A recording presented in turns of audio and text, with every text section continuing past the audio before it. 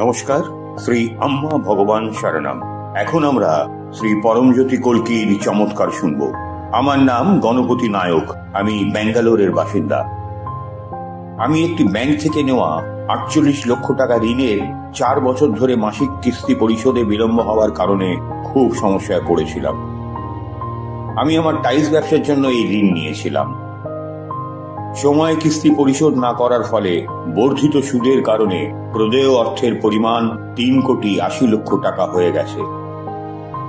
আমার এক বন্ধু আমাকে ভগবত ধর্মের একটি প্রক্রিয়ায় যোগ দিতে বলেছিলেন। তিনি পরামর্শ দিয়েছিলেন যে এটি আমাকে ঋণ থেকে পরিত্রাণের উপায় খুঁজে পেতে সহায়তা করবে। আমি যাওয়ার সিদ্ধান্ত নিয়েছিলাম এবং প্রক্রিয়া চলাকালীন শ্রী পরমজ্যোতি ভগবতী ভগবান আমাকে দেখিয়েছিলেন যে আমার মাতা পিতার সাথে আমার সম্পর্কে সমস্যা ছিল। আমি শ্রী পরমজ্যোতি ভগবতী ভগবানের কাছে প্রার্থনা করেছিলাম এবং আমার পিতা মাতার কাছে ক্ষমাও চেয়েছিলাম।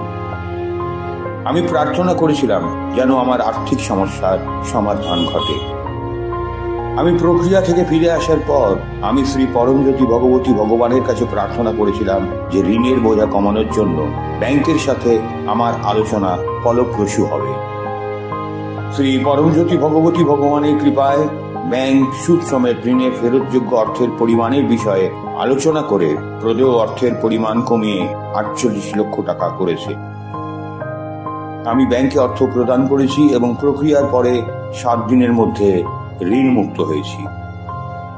আমি সর্বদা শ্রী পরমজ্যোতি ভগবতী ভগবানের কাছে কৃতজ্ঞ আমার উপর এমন অনুগ্রহ করার জন্য এবং আমার জীবনে সর্বশ্রেষ্ঠ চমৎকারের জন্য, যা আমি চিরকাল স্মরণে রাখব। ধন্যবাদ শ্রী পরমজ্যোতি ভগবতী ভগবান।